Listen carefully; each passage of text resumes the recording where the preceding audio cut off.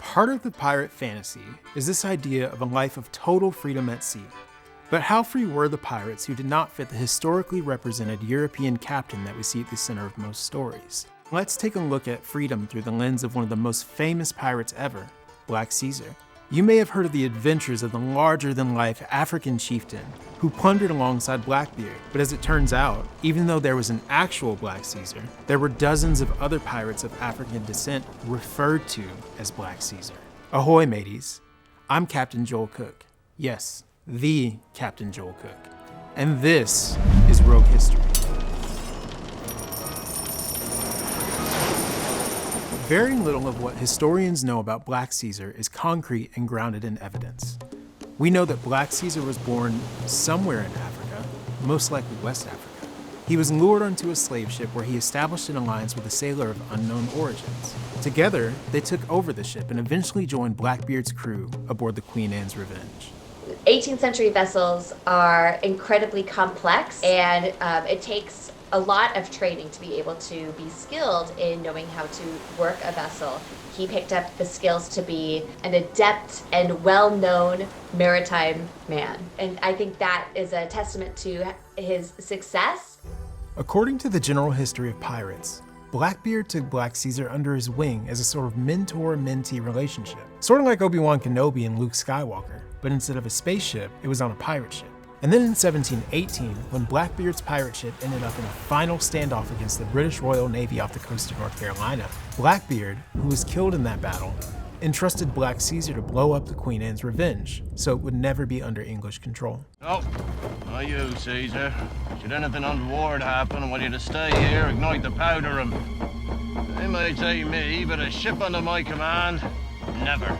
Knowing that your crew member was willing to blow up a ship and destroy not only himself, but the vessel, all of the men, all of the booty, in order to ensure that the ship does not get confiscated, that is trust. That is indeed, I think, a strong bond. Before he could blow up the ship, the injured Black Caesar, along with 17 other men, was captured and tried for piracy in Virginia. And in December 1718, he was hanged. It's tragic considering the circumstances that led him to become a pirate. At the same time, it's a familiar ending to a lot of pirate stories. But if you were to look up Black Caesar on Google, or maybe ask Jeeves if you're old school like me, you'll notice repetitive and speculative language around his story. Vague and stereotypical references to him being a tribal chief in Africa, and his huge size, immense strength, and keen intelligence. A lot of supposedlys and according to legends, and it is said by whom? The way pirates and privateers would write about people of African descent was to refer to them by their color, and they would refer to them interchangeably. Rarely, if ever, did they identify them by name. And so often when we're kind of piecing together these images of Black pirates and figures like Black Caesar, we're kind of creating composites or pulling from different sources of information to create an image that is often based on fragmentary details. Basically, most Black pirates were never seen worthy of being named in the records, so we don't know Black Caesar's birth date, birthplace, or birth name. As a result, we don't know for sure if the details that surround him belong to him or a different unnamed Black pirate. And of course, this leads to the question of, who are all these other Black Caesars? There's a few we definitely know about, like Henri Caesar. Born into slavery on a French plantation in Haiti, he was part of the Haitian Revolution. In 1805, he captured a Spanish ship and his pirating career began, attacking small villages and lone vessels near Cuba and the Bahamas. Some say he was captured in Key West and burned to death, and some say he escaped with $6 million in treasure that is still hidden around Florida. Jeeves, book me a flight to Florida. Then there's John Black Caesar, an African-born man convicted of theft and piratical acts in the late 18th century. He was brought to Australia on a prison ship, but he escaped, and was known as one of the country's first Bushrangers, thieves hiding in the wilderness and rebelling against European settlers. But it makes me wonder, why the name Caesar? Why is that the name that was used to describe men of African ancestry? In ancient Greece, they practiced slavery as a form of like socioeconomic setup. So at one at the same time, it's both the name of royalty, but it's also at one time the name that marks or identifies or associates that individual with the system that has enslaved him. What I find kind of interesting and almost a little sad is the trial record of Blackbeard's crew. Caesar is the only man who doesn't have a last name. That's indicative of his identity as a formerly enslaved man.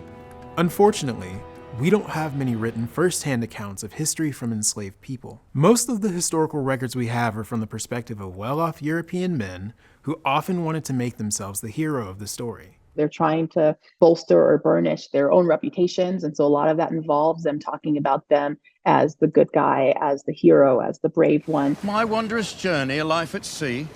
Bit of fan fiction. Captain Bonnet. Can't stop imagining him in all different scenarios, all totally made up. And so they weren't really trying to give anyone credit, but certainly they were not giving credit to men of African descent, no matter how much they relied on their expertise. So it stands to reason that Blackbeard's story of taking Black Caesar on as a mentee may have been an attempt to make himself sound better. Looking deeper at the question of freedom, how many Black pirates joined crews out of their own free will, and how many were captured? How many saw that as the only possible alternative to slavery? Is that even being given a choice? Some of us thrive on danger, don't we?